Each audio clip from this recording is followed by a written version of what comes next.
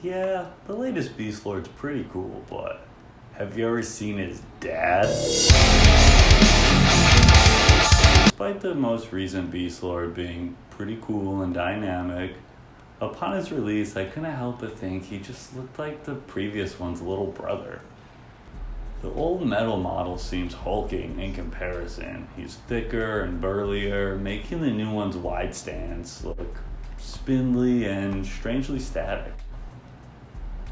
The new plastic Beastlord has a wider stance and is holding his axe aloft, almost in a victory pose or rallying cry, braying into the sky. And while this is indeed dynamic, the old metal one is just full of energy. Instead of striking a pose in a before or after stage, he's frozen in the midst of action, battle axe brought back seconds before striking. All of this kinetic energy is apparent throughout his entire pose. His whole body is lurching forwards, giving his silhouette a ton of movement. He seems designed with this in mind and is super readable, having a clear vantage point.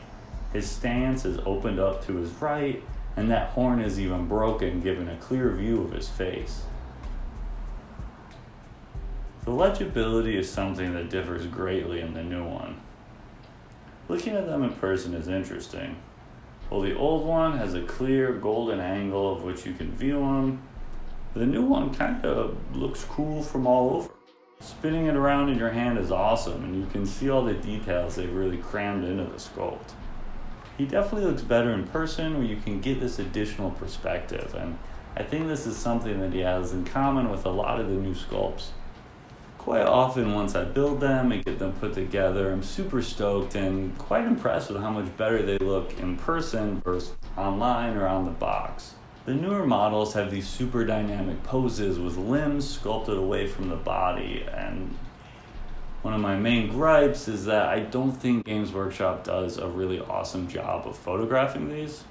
This is by no means a dig at the talented people who work there or take the photos, but I think it's more of a marketing issue. I imagine Games Workshop is trying to take pictures to show as much of the model as possible, which makes a lot of sense, but could end up making these more dynamic poses look kind of flat. Let's take the Beastlord. He's pretty outstretched, and I think the coolest angles of him include some foreshortening. This is a technique in art for rendering things receding through space. It's usually a limb or something pointed at the viewer. As you can see, an entire limb gets quite truncated, and it makes it kind of tricky to read. What Games Workshop tends to do is avoid this, flattening the stance out, allowing the entire figure to be read more easily. This makes sense, but you lose a bit of the energy and other problems can pop up. In the case of the Beastlord, it gives you this derpy little face. Personally, I think they should lean into the cool posing and the foreshortening, but I definitely understand the conundrum. The difference in posing carries over into the painting too. For the pewter Beastlord, I apply NATO black to his arms and face. I like this color. Not only is it pretty matte, but it's an off black. It has some blue hues which come through when white is added for highlights. And being an off black, it can also be washed or shaded down for shadows. When laying my base coats down on a model that's just one chunk of metal, there weren't a ton of tricky places I couldn't get to, such as under the horn or arm of the plastic Beastlord. Almost everything was super easy to get to with a simple pose. One of the first things I noticed when looking at a pewter model is that the sculpting has more of a bite to it. The ridges and edges are more pronounced and seem to stick out a little bit more, and there's an overall sharpness to the details. And this makes painting those crisp edges easier, but also seem to make it really hard to get the paint into all the nooks and crannies of the fur and the chainmail. I had to do several passes with watered down paint to try and cover up all the tiny little specks of shiny pewter still sticking through. While weathering the metals, I thought it was cool how much the two Beastlords shared while remaining different. They have similar leg armor and helmets, and both have a prominent Chaos Star that took some watered down Doombull Brown super well. The hair and fur on the newer Beastlord is much more stylized and chunky, with individual strands easier to pick out, which made it a more pleasing painting experience for me. Well, the pewter Beastlord kind of has that old classic fur texture. It's smaller and denser, which is probably more realistic, but it really lends itself to dry brushing, which is just something I kind of prefer less. One area the newer kit really sings is the musculature.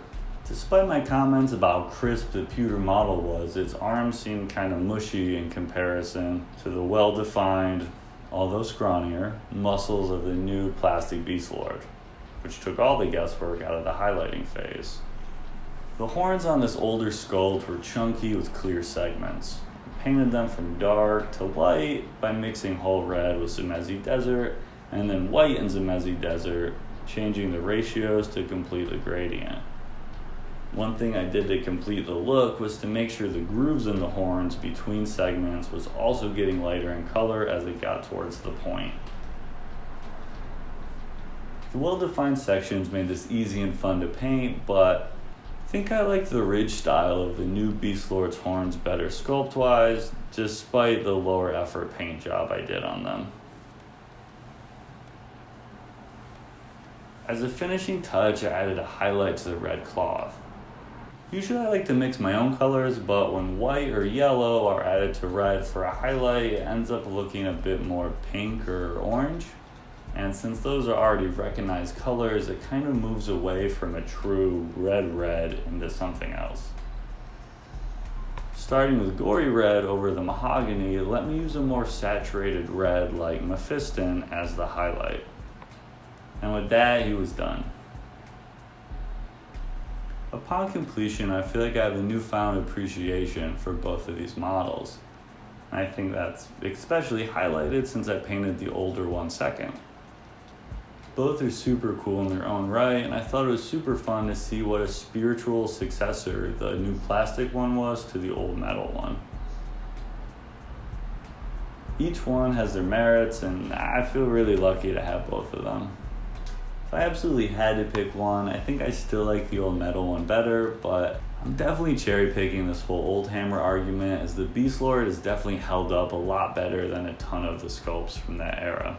In general, I don't really enjoy metal as much as a material as I do the most recent plastics. If I had to pick a reason why I like the old metal Beastlord better, I think I'm just super biased. I got them when I was a kid, and this is the Warhammer I fell in love with. Not only is there that killer art tie-in, but flipping through this army book, the page design feels like an actual artifact of the old world rather than a gaming manual like some of the new books do. There's illustrated maps and stories that really set the tone of the army, and the pages are full of lore and hobby sections, and I can't help but feel so nostalgic looking at it. Something about an entire army on a field of flock still just makes me happy to look at, so I can't help but feel like that totally influences my decisions. All the crunchy choices and war gear laid out really immerse me in the world. There's banners to photocopy and a ton of art for the whole army that conveys so much imagery in your head. There's even a fallen giant template that I totally copied, printed, and cut out despite never even having a giant. There's also the sorely missed credits. All in all, I really missed that approach to the hobby, but I feel super fortunate to be where we're at also. The new models are cooler than ever, and I'm really excited to see what the future holds for Warhammer.